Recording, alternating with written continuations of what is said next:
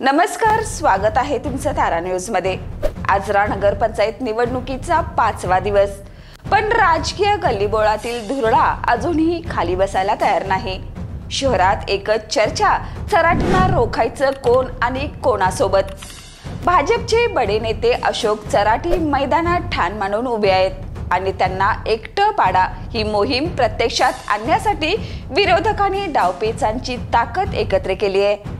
काँग्रेसचे दोन्ही गट, जुना भाजप आजरा अन्याय निवारण समिती, मुस्लिम समाजातील 2 स्वतंत्र गट, सर्वजण एकाच प्लॅटफॉर्मवर चराटी विरोधी महाआघाडी उभारण्याचा प्रयत्न सुरू। परंतु खरी कोंडी झाली आहे राष्ट्रवादीच्या दोन्ही गटांमुळे। कोण कोणासोबत जाणार, कोण कोणाला साथ देणार, अद्याप कसलाही निर्णय नाही। त्यामुळे राजकीय समीकरणाचा खेळ अधिक गुंतागुंतीचा बनलाय। हसन मुश्रीफ यांच्या हिरव्या कंदिलाची वाट राष्ट्रवादी शरद पवार गट तसेच अजितदादा गट पाहत आहे। तोपर्यंत शहरात चर्चा सुरूच आहेत।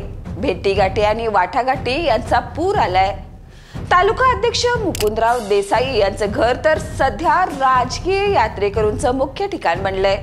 याच पार्श्वभूमीवर विरोधक चमत्कारिकरित्या एकत्र येण्याचा प्रयत्न करत असताना चराटी गट ही हातावर हात धरून बसलेला नाही, तर आघाड्या तुटाव्यात, विरोधकांची मोठ कोसळावी यासाठी चराटी गटांची स्वतंत्र रणनीती सुरू आहे। त्यातच पालकमंत्री प्रकाश आंबेडकर यांच्या पाठिंब्यासाठी दोन्ही बाजूंनी धडपड सुरू आहे। या खेळात आणखी एक रंग भरलाय, तो म्हणजे जिल्हा बँकेचे संचालक अर्जुन आंबेडकर यांच्या सलग 2 भेटींमुळे। त्यांनी चराटी यांच्या सोबत गुप्त चर्चा केल्याची जोरदार चर्चा शहरभर। दरम्यान उमेदवार इच्छुकांची धावपळ वाढली आहे। प्रत्येक जण कोणत्या आघाडीत नाव लागले याकडे कानोसा घेत आहे। शेवटी मोठा प्रश्न एकच, आजऱ्यात अंतिम राजकीय रचना कोणत्या स्वरूपात उभी राहणार? चराटी पुन्हा वजन राखतील का, की विरोधक एकच ताकद बनवून त्यांना घेरतील? आजऱ्यातील प्रत्येक गल्लीत राजकीय तापाने पेटली आहे आणि महाआघाडीचा अंतिम फैसला शहरवासीय उत्सुकतेने पाहत आहेत। या आणि अशाच ताज्या अपडेटसाठी पाहत राहा तारा न्यूज।